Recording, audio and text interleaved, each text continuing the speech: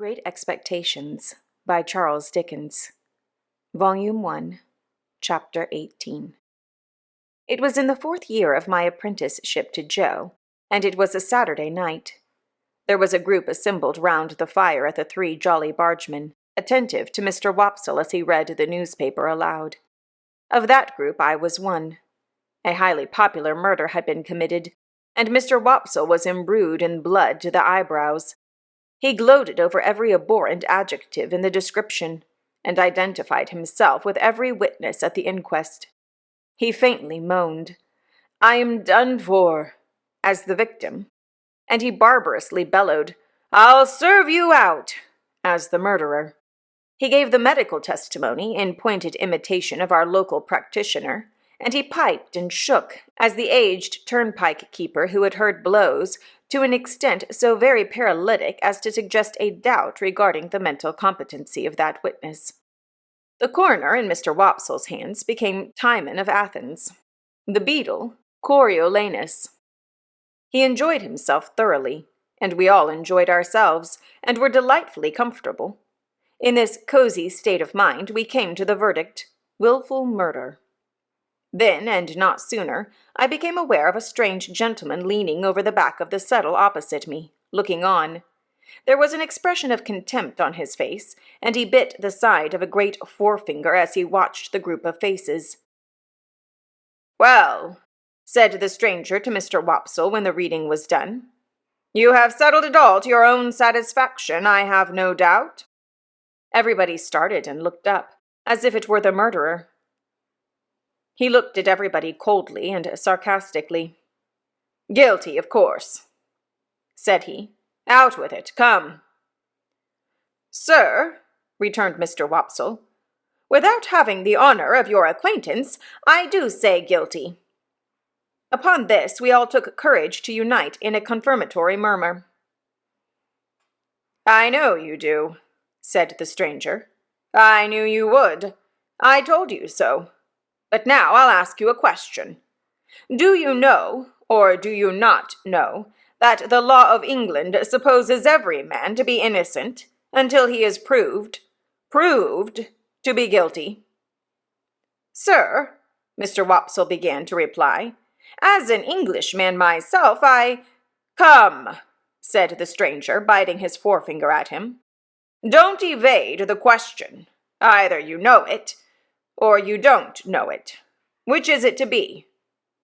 He stood with his head on one side and himself on one side, in a bullying, interrogative manner, and he threw his forefinger at Mr. Wopsle, as it were to mark him out, before biting it again. "Now," said he, "do you know it, or don't you know it?" "Certainly I know it," replied Mr. Wopsle. "Certainly you know it. Then why didn't you say so at first? Now I'll ask you another question," taking possession of Mr. Wopsle as if he had a right to him. "Do you know that none of these witnesses have yet been cross-examined?" Mr. Wopsle was beginning, "I can only say," when the stranger stopped him. "What? You won't answer the question, yes or no? Now I'll try you again," throwing his finger at him again. "Attend to me. Are you aware, or are you not aware, that none of these witnesses have yet been cross-examined? Come, I only want one word from you, yes or no." Mr. Wopsle hesitated, and we all began to conceive rather a poor opinion of him. "Come," said the stranger, "I'll help you. You don't deserve help, but I'll help you. Look at that paper you hold in your hand. What is it?" "What is it?" repeated Mr. Wopsle, eyeing it much at a loss. "Is it," pursued the stranger in his most sarcastic and suspicious manner, "the printed paper you have just been reading from?" "Undoubtedly." "Undoubtedly. Now turn to that paper and tell me whether it distinctly states that the prisoner expressly said that his legal advisers instructed him altogether to reserve his defense." "I read that just now," Mr. Wopsle pleaded. "Never mind what you read just now, sir. I don't ask what you read just now. You may read the Lord's Prayer backwards if you like. and perhaps have done it before today. Turn to the paper. No, no, no, my friend, not to the top of the column. You know better than that. To the bottom! To the bottom!" We all began to think Mr. Wopsle full of subterfuge. "Well, have you found it?" "Here it is," said Mr. Wopsle. "Now follow that passage with your eye and tell me whether it distinctly states that the prisoner expressly said that he was instructed by his legal advisers wholly to reserve his defense. Come, do you make that of it?" Mr. Wopsle answered, "Those are not the exact words." "Not the exact words," repeated the gentleman bitterly. "Is that the exact substance?" "Yes," said Mr. Wopsle. "Yes," repeated the stranger, looking round at the rest of the company with his right hand extended towards the witness, Wopsle. "And now I ask you what you say to the conscience of that man who, with that passage before his eyes, can lay his head upon his pillow after having pronounced a fellow creature guilty, unheard." We all began to suspect that Mr. Wopsle was not the man we had thought him, and that he was beginning to be found out. "And that same man, remember," pursued the gentleman, throwing his finger at Mr. Wopsle heavily, "that same man might be summoned as a juryman upon this very trial, and, having thus deeply committed himself, might return to the bosom of his family and lay his head upon his pillow, after deliberately swearing that he would well and truly try the issue joined between our sovereign lord the king and the prisoner at the bar, and would a true verdict give according to the evidence. So help him God." We were all deeply persuaded that the unfortunate Wopsle had gone too far, and had better stop in his reckless career while there was yet time. The strange gentleman, with an air of authority not to be disputed, and with a manner expressive of knowing something secret about every one of us that would effectually do for each individual if he chose to disclose it, left the back of the settle, and came into the space between the two settles, in front of the fire, where he remained standing, his left hand in his pocket, and he biting the forefinger of his right. "From information I have received," said he, looking round at us as we all quailed before him, "I have reason to believe there is a blacksmith among you by name Joseph, or Joe, Gargery. Which is the man?" "Here is the man," said Joe. The strange gentleman beckoned him out of his place, and Joe went. "You have an apprentice," pursued the stranger, "commonly known as Pip. Is he here?" "I am here," I cried. The stranger did not recognize me, but I recognized him as the gentleman I had met on the stairs on the occasion of my second visit to Miss Havisham.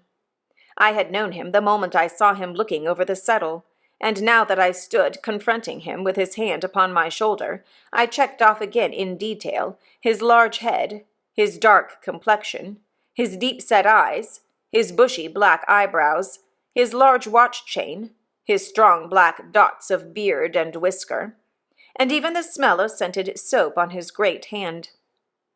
"I wish to have a private conference with you two," said he, when he had surveyed me at his leisure. "It will take a little time. Perhaps we had better go to your place of residence. I prefer not to anticipate my communication here. You will impart as much or as little of it as you please to your friends afterwards. I have nothing to do with that." Amidst a wondering silence, we three walked out of the Jolly Bargeman, and in a wondering silence walked home. While going along, the strange gentleman occasionally looked at me, and occasionally bit the side of his finger. As we neared home, Joe, vaguely acknowledging the occasion as an impressive and ceremonious one, went on ahead to open the front door. Our conference was held in the state parlor, which was feebly lighted by one candle. It began with the strange gentleman's sitting down at the table, drawing the candle to him, and looking over some entries in his pocket-book. He then put up the pocket-book and set the candle a little aside, after peering round it into the darkness at Joe and me to ascertain which was which. "My name," he said, "is Jaggers, and I am a lawyer in London. I am pretty well known. I have unusual business to transact with you, and I commence by explaining that it is not of my originating. If my advice had been asked, I should not have been here. It was not asked, and you see me here. What I have to do as the confidential agent of another I do, no less, no more." Finding that he could not see us very well from where he sat, he got up and threw one leg over the back of a chair and leaned upon it, thus having one foot on the seat of the chair and one foot on the ground. "Now, Joseph Gargery, I am the bearer of an offer to relieve you of this young fellow your apprentice. You would not object to cancel his indentures at his request and for his good? You would not want anything for so doing?" "Lord forbid that I should want anything for not standing in Pip's way," said Joe, staring. "Lord forbidding is pious, but not to the purpose," returned Mr. Jaggers. "The question is, would you want anything? Do you want anything?" "The answer is," returned Joe sternly, "no." I thought Mr. Jaggers glanced at Joe, as if he considered him a fool for his disinterestedness. But I was too much bewildered between breathless curiosity and surprise to be sure of it. "Very well," said Mr. Jaggers. "Recollect the admission you have made, and don't try to go from it presently." "Who's a-going to try?" retorted Joe. "I don't say anybody is. Do you keep a dog?" "Yes, I do keep a dog." "Bear in mind, then, that Bragg is a good dog, but Holdfast is a better." "Bear that in mind, will you?" repeated Mr. Jaggers, shutting his eyes and nodding his head at Joe as if he were forgiving him something. "Now I return to this young fellow, and the communication I have got to make is, that he has great expectations." Joe and I gasped and looked at one another. "I am instructed to communicate to him," said Mr. Jaggers, throwing his finger at me sideways, "that he will come into a handsome property. Further, that it is the desire of the present possessor of that property that he be immediately removed from his present sphere of life and from this place, and be brought up as a gentleman. In a word, as a young fellow of great expectations." My dream was out. My wild fancy was surpassed by sober reality. Miss Havisham was going to make my fortune on a grand scale. "Now, Mr. Pip," pursued the lawyer, "I address the rest of what I have to say to you. You are to understand, first, that it is the request of the person from whom I take my instructions that you always bear the name of Pip. You will have no objection, I dare say, to your great expectations being encumbered with that easy condition. But if you have any objection, this is the time to mention it." My heart was beating so fast, and there was such a singing in my ears, that I could scarcely stammer I had no objection. "I should think not. Now you are to understand, secondly, Mr. Pip, that the name of the person who is your liberal benefactor remains a profound secret until the person chooses to reveal it. I am empowered to mention that it is the intention of the person to reveal it at first hand by word of mouth to yourself. When or where that intention may be carried out, I cannot say. No one can say. It may be years hence. Now, you are distinctly to understand that you are most positively prohibited from making any inquiry on this head, or any allusion or reference, however distant, to any individual whomsoever as the individual, in all the communications you may have with me. If you have a suspicion in your own breast, keep that suspicions in your own breast. It is not the least to the purpose what the reasons for this prohibition are. They may be the strongest and gravest reasons, or they may be mere whim. That is not for you to inquire into. The condition is laid down.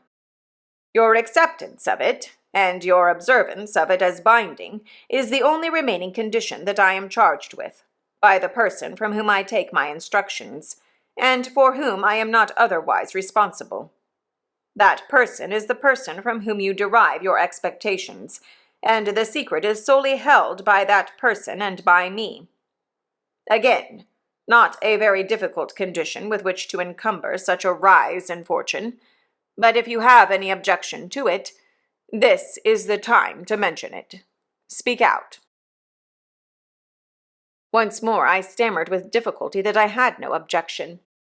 "I should think not. Now, Mr. Pip, I have done with stipulations."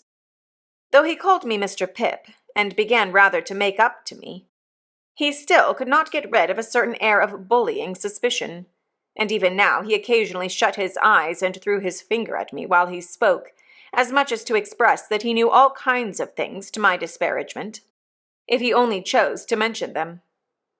"We come next to mere details of arrangement. You must know that, although I have used the term expectations more than once, you are not endowed with expectations only. There is already lodged in my hands a sum of money amply sufficient for your suitable education and maintenance.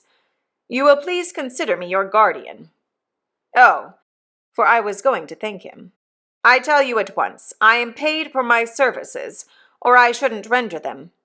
It is considered that you must be better educated in accordance with your altered position, and that you will be alive to the importance and necessity of at once entering on that advantage." I said I had always longed for it. "Never mind what you have always longed for, Mr. Pip," he retorted. "Keep to the record. If you long for it now, that's enough.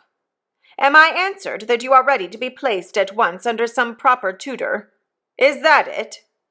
I stammered yes, that was it. "Good. Now, your inclinations are to be consulted. I don't think that wise, mind, but it's my trust.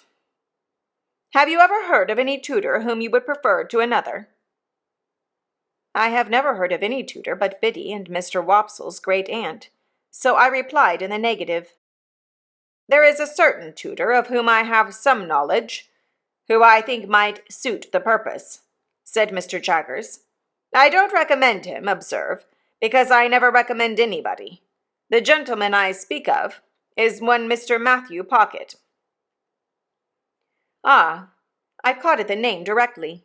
Miss Havisham's relation. The Matthew whom Mr. and Mrs. Camilla had spoken of. The Matthew whose place was to be at Miss Havisham's head when she lay dead in her bride's dress on the bride's table. "You know the name?" said Mr. Jaggers, looking shrewdly at me and then shutting up his eyes while he waited for my answer. My answer was that I had heard of the name. "Oh," said he, "you have heard of the name, but the question is, what do you say of it?" I said, or tried to say, that I was much obliged to him for his recommendation. "No, my young friend," he interrupted, shaking his great head very slowly. "Recollect yourself." Not recollecting myself, I began again that I was much obliged to him for his recommendation. "No, my young friend," he interrupted, shaking his head and frowning and smiling both at once.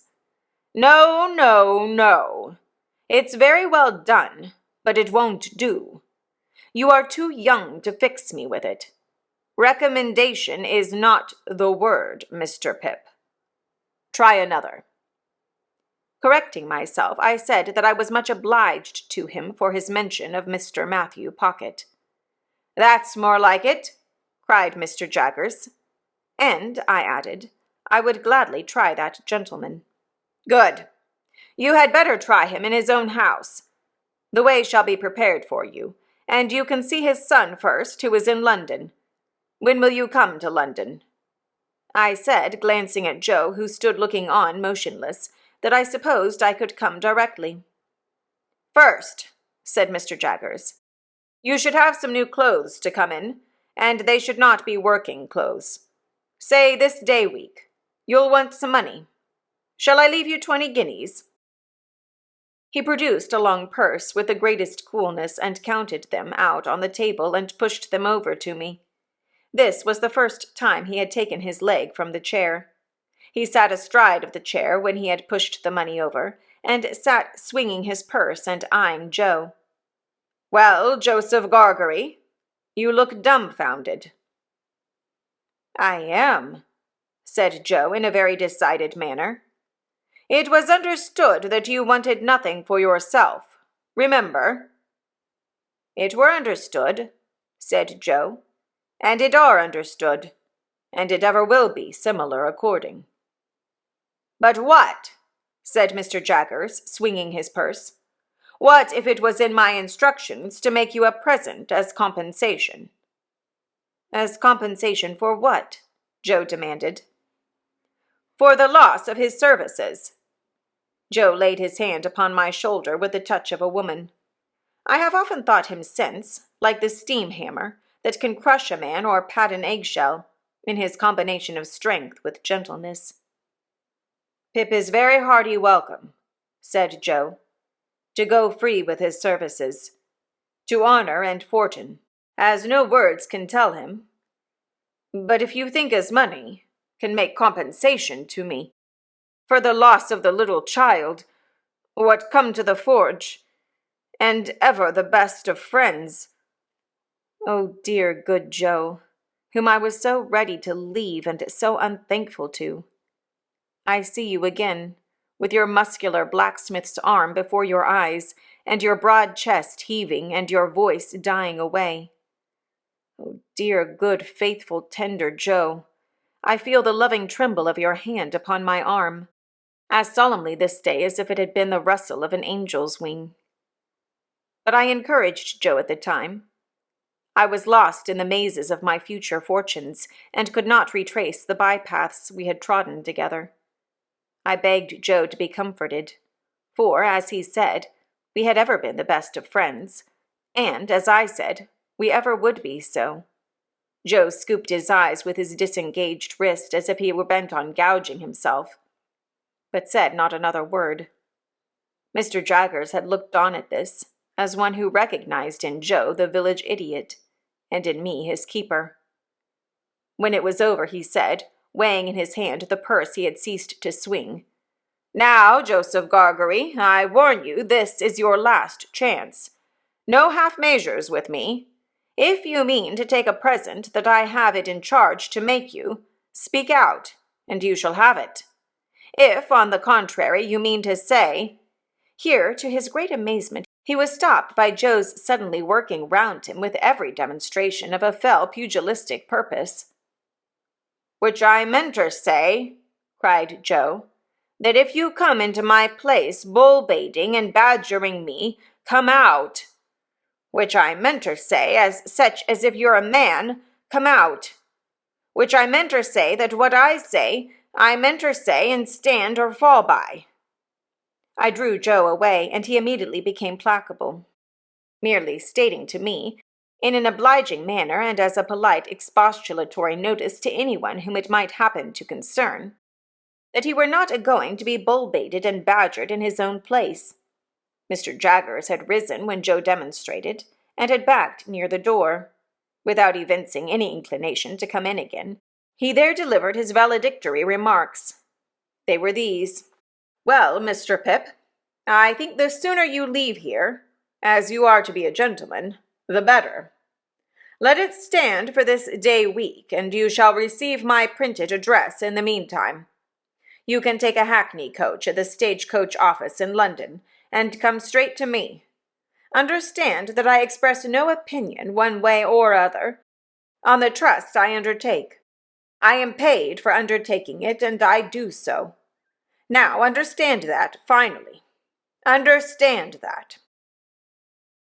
He was throwing his finger at both of us, and I think would have gone on, but for his seeming to think Joe dangerous, and going off. Something came into my head which induced me to run after him as he was going down to the Jolly Bargeman, where he had left a hired carriage. I beg your pardon, Mr. Jaggers. Hulloa, said he, facing round. What's the matter? I wish to be quite right, Mr. Jaggers, and to keep to your directions, so I thought I had better ask, would there be any objection to my taking leave of anyone I know about here before I go away? No, said he, looking as if he hardly understood me. I don't mean in the village only, but uptown. No, said he. No objection. I thanked him and ran home again, and there I found that Joe had already locked the front door and vacated the state parlor, and was seated by the kitchen fire with a hand on each knee, gazing intently at the burning coals. I too sat down before the fire and gazed at the coals, and nothing was said for a long time. My sister was in her cushioned chair in her corner, and Biddy sat at her needlework before the fire, and Joe sat next Biddy. And I sat next to Joe in the corner opposite my sister. The more I looked into the glowing coals, the more incapable I became of looking at Joe. The longer the silence lasted, the more unable I felt to speak. At length I got out, "Joe, have you told Biddy?" "No, Pip," returned Joe, still looking at the fire and holding his knees tight, as if he had private information that they intended to make off somewhere. "Which I left it to yourself, Pip." "I would rather you told, Joe." "Pip's a gentleman of fortune, then," said Joe, "and God bless him in it." Biddy dropped her work and looked at me. Joe held his knees and looked at me. I looked at both of them. After a pause, they both heartily congratulated me, but there was a certain touch of sadness in their congratulations that I rather resented. I took it upon myself to impress Biddy, and through Biddy Joe, with the grave obligation I considered my friends under to know nothing and say nothing about the maker of my fortune. It would all come out in good time, I observed, and in the meanwhile nothing was to be said, save that I had come into great expectations from a mysterious patron. Biddy nodded her head thoughtfully at the fire as she took up her work again, and said she would be very particular. And Joe, still detaining his knees, said, "Aye, aye, I'll be eckervally particular, Pip." And then they congratulated me again, and went on to express so much wonder at the notion of my being a gentleman that I didn't half like it. Infinite pains were then taken by Biddy to convey to my sister some idea of what had happened. To the best of my belief, those efforts entirely failed. She laughed and nodded her head a great many times, and even repeated after Biddy the words "Pip" and "property." But I doubt if they had more meaning in them than an election cry, and I cannot suggest a darker picture of her state of mind. I never could have believed it without experience, but as Joe and Biddy became more at their cheerful ease again, I became quite gloomy. Dissatisfied with my fortune, of course I could not be, but it is possible that I may have been, without quite knowing it, dissatisfied with myself. Anyhow, I sat with my elbow on my knee and my face upon my hand, looking into the fire, as those two talked about my going away, and about what they should do without me, and all that. And whenever I caught one of them looking at me, though never so pleasantly, and they often looked at me, particularly Biddy, I felt offended, as if they were expressing some mistrust of me, though heaven knows they never did by word or sign. At those times I would get up and look out at the door, for our kitchen door opened at once upon the night, and stood open on summer evenings to air the room. The very stars to which I then raised my eyes, I am afraid I took to be but poor and humble stars, for glittering on the rustic objects among which I had passed my life. "Saturday night," said I, when we sat at our supper of bread and cheese and beer. 5 more days, and then the day before the day. They'll soon go." "Yes, Pip," observed Joe, whose voice sounded hollow in his beer mug. "They'll soon go." "Soon go," said Biddy. "I have been thinking, Joe, that when I go downtown on Monday and order my new clothes, I shall tell the tailor that I'll come and put them on there, or that I'll have them sent to Mr. Pumblechook's. It would be very disagreeable to be stared at by all the people here." "Mr. and Mrs. Hubble might like to see you in your new genteel figure too, Pip," said Joe, industriously cutting his bread, with his cheese on it, in the palm of his left hand, and glancing at my untasted supper as if he thought of the time when we used to compare slices. "So might Wopsle, and the Jolly Bargeman might take it as a compliment." That's just what I don't want, Joe. They would make such a business of it, such a coarse and common business, that I couldn't bear myself. Ah, that indeed, Pip, said Joe. If you couldn't bear yourself. Biddy asked me here as she sat holding my sister's plate. Have you thought about when you'll show us yourself to Mr. Gargery, and your sister and me? You will show yourself to us, won't you? Biddy, I returned with some resentment, you are so exceedingly quick that it's difficult to keep up with you. She always were quick, observed Joe.